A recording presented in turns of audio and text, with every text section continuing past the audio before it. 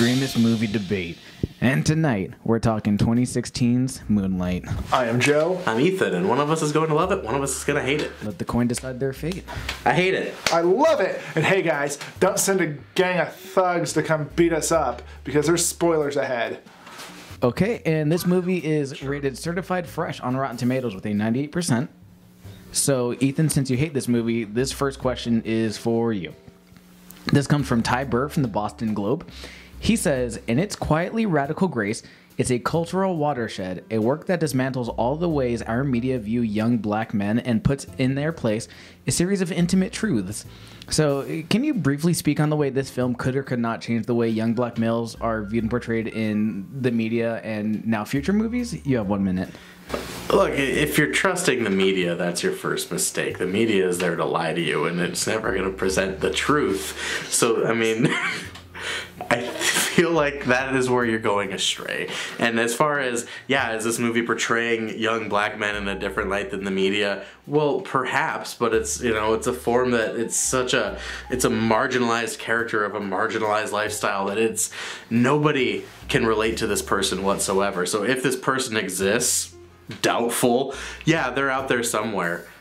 Maybe. You're never going to see them. You're never going to relate to them. It's never going to be a part of your life. So this movie exists as like this sort of preachy, listen to us, everybody's good kind of movie. But the person is fiction.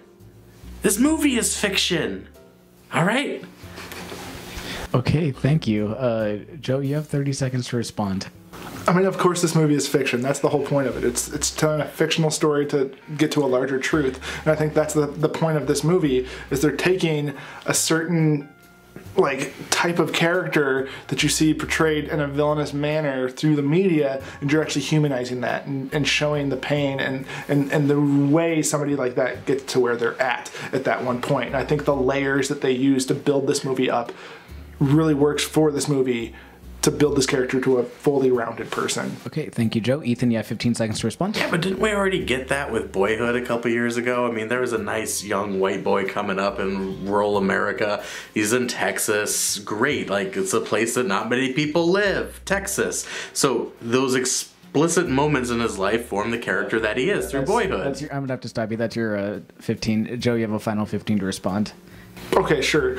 Both of these movies are about a young man growing up to his adulthood, but whereas they're two vastly different characters. And honestly, Boyhood is just more of a philosophical meandering, whereas Moonlight is a character study. 15 seconds. I got tripped up on a word. It happens to the best of us. This next question is for you, Joe. This comes from Scott Marks of the San Diego Reader. He says, bullying, poverty, closeted homosexuality, drug abuse, and race combine to form an overworked agenda of cultural woes that more concerned with rubber stamping issues than telling an original story. So combining so many themes in one movie can be dangerous by creating like a diluted storyline. But how did Moonlight successfully integrate each theme into the movie and still feel organic? You have 1 minute.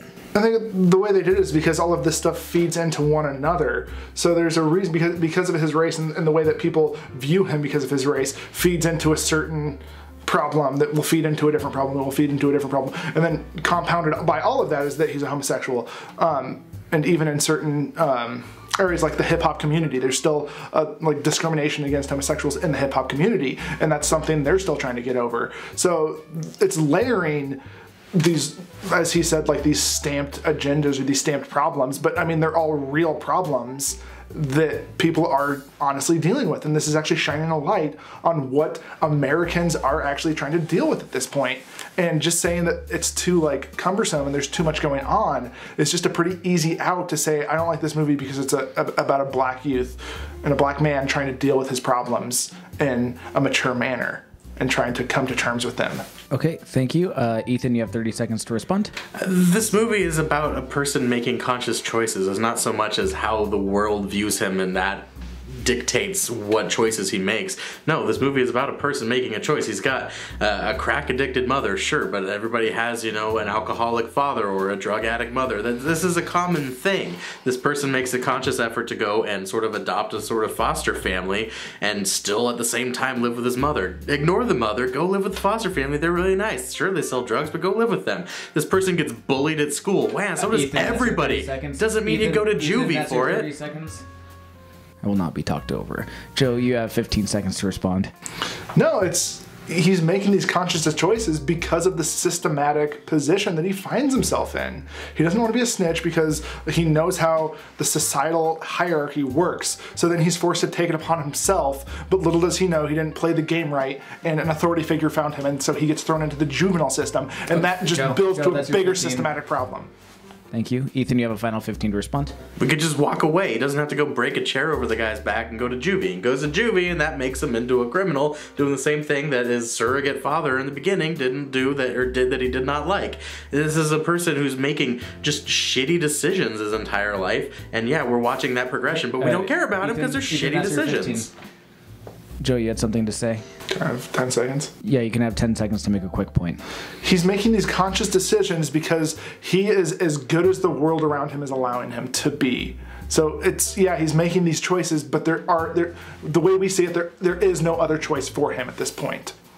Okay, Joe, thank you. We're going to move on to the next question. Ethan, this one is for you. This comes from A.O. Scott of the New York Times. He says, the nature and meaning of manhood is one of Jenkins's chief concerns. How tough are you supposed to be? How cruel? How tender? How brave? And how are you supposed to learn? So through the interactions with Juan, Kevin, and Teresa, Chiron struggles to find who he is as a person and be open. How do you think that these interactions actually shaped how he viewed his own manhood? You have 1 minute.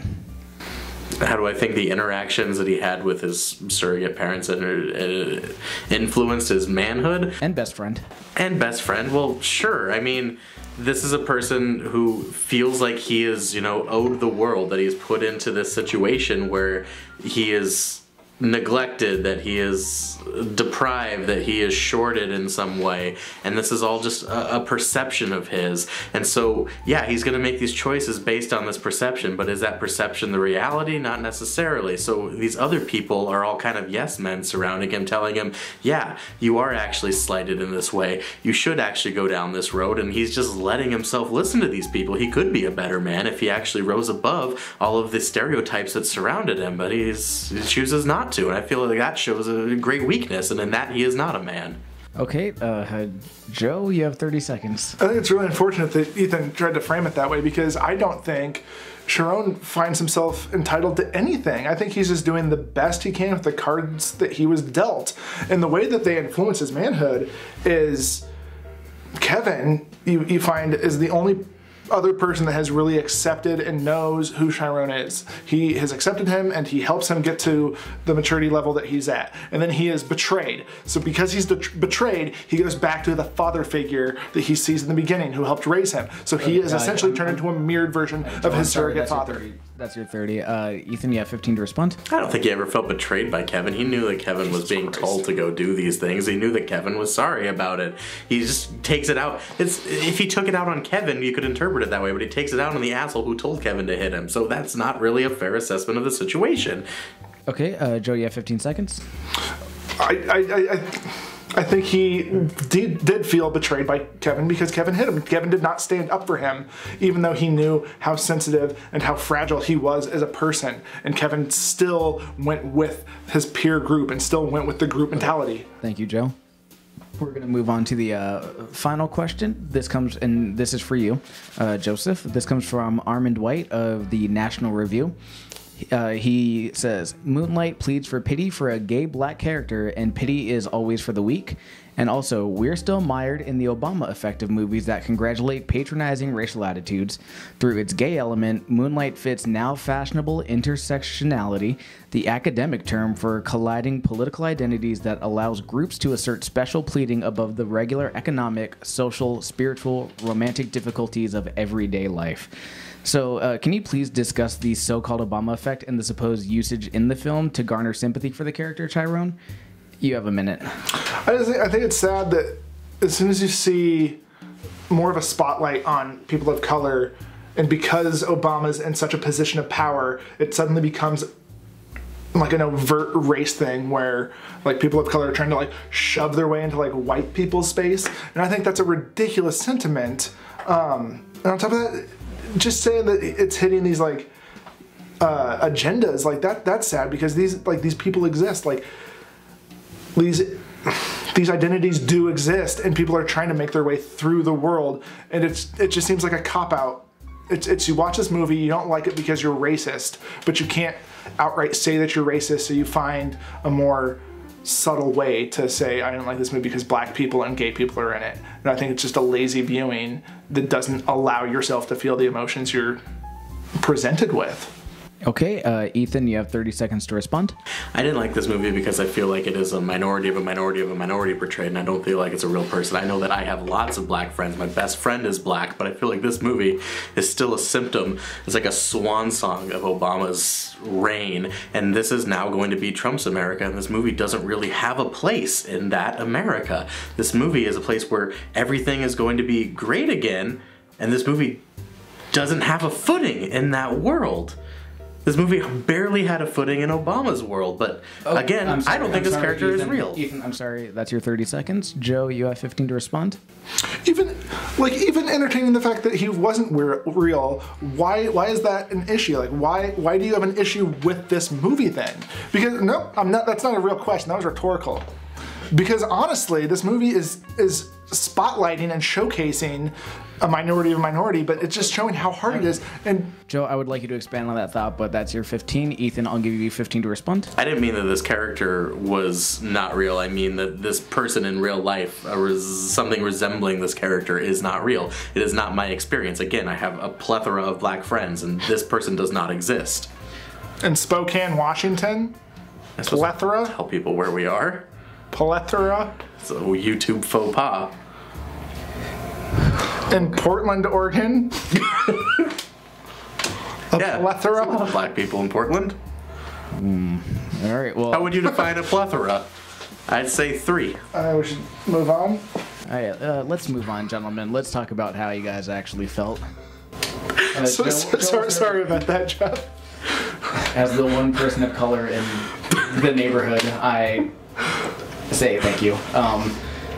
Yeah, so Joe, let's talk about how you actually felt. We'll give you guys a minute 30 for this one, because no, I liked this movie. It's really well acted. The structure of it reminded me of Place Beyond the Pines, to where it's like these 3 solid like novellas sandwiched together. So it's a feature-length movie through shorts, essentially, with following the main character, Sharon. is that pronounced Chiron? Chiron? Yeah, Chiron. That's what I said. You said Chiron. Chiron. No, so I did. I really liked it, though. I felt like, I know we talked about this prior. I feel like it would have worked better as a novel or like written word, because I think there's a lot going on in his head that we don't actually see on screen. We just see him brooding, and I think it's effective at times, but overall I didn't find him as interesting as he could have been with everything that he had going on. And then also, very quickly, my theory is that Kevin does not exist. Kevin is a figment of Chiron's imagination to help him bring out his inner demons and deal with them. Okay, before we move on to Ethan, I will just say the Extremist movie debate does not support conspiracy theories. Ethan, you have a minute and 30 seconds. And I'll try to break into it here because Kevin interacts. I know, he talks to other people. He even talks to other people in this movie. Also, I feel like if Kevin was a figment of his imagination, it wouldn't really add to anything in this movie. But it wouldn't subtract anything. No, it would just be extra. What good is a twist if it has no purpose? It's like you don't write a short story just to have a twist at the end if there's no other purpose to the story. May I break in very quickly? Yeah, go ahead. It's the same idea as a wife's power comes from how great her husband is, which is a bullshitty idea. And that's kind of what I think. It's just like Chiron comes out and becomes his own person through the use of Kevin. So if Kevin is a figment of his imagination, it gives all the power back to Chiron, who's actually coming out on his own and finding that strength within himself. And that's why I think that's a appealing theory. No, that's a really good answer. Yeah, that would be appealing. I take it back. I'm sorry. Yes, I loved this movie. It's fantastic. I also, I feel like I don't know if I would probably ever watch this movie again. I feel like it exists and it should be watched, but I also feel like, you know, somebody like us do not agree with anything I said. I feel like we're watching this movie, it's a little bit like preaching to the choir. Like, this is a great movie. Other people should be watching this who aren't as aware that there is a world around them. Us watching it is kind of just redundant. But great. It's still a really good movie, and you should see it. Absolutely. Love it. Yes. Okay, well, how about you, Jeff, what did you think of it? I thought it was really, really good. It's, I mean, obviously it's a very, like, visually well-made movie. I think you guys saying it's kind of preaching to the choir. It is kind of true, where it's like raising awareness, but the people that are seeing it are very aware this is a real thing.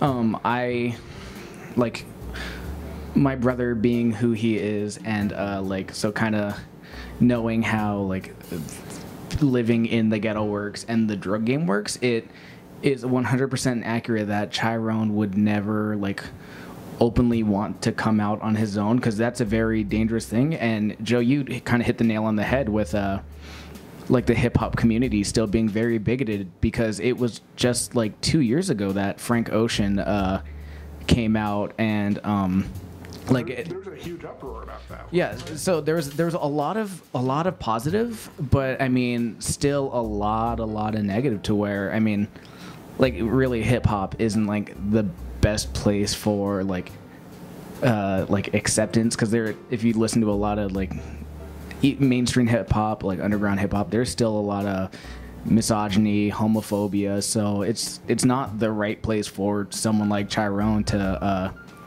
come out. And so then for him to grow up and be a trap lord, basically, like a drug dealer, that's when he says trap, and for all you white folk, that means dealing drugs. It makes sense that that's what he became, because that's what he grew up fearing, and so it's easier to blend in than stand out in that situation. So I mean, I really like this movie. I would probably give it like, I'm gonna give it like a solid 10 lightning strikes, a lot of thunder for me. Like, I absolutely loved this movie. But let's talk about you guys. Oh, thank you. No, definitely. What do you give it? I'd give it a 7 and a bit of thunder. I will give it an 8 and quite a bit of thunder. Absolutely. I'm still thinking about this, and I feel like, we watched it a week and a half ago. Mm-hmm. Yep. Mm-hmm. Still every day thinking about it. Cool. Well, where can we find you guys online? You can find us on Facebook at Extremist Movie Debate. You can email us at extremistmoviedebate@gmail.com, or you can find us on Twitter at Extremist Movie.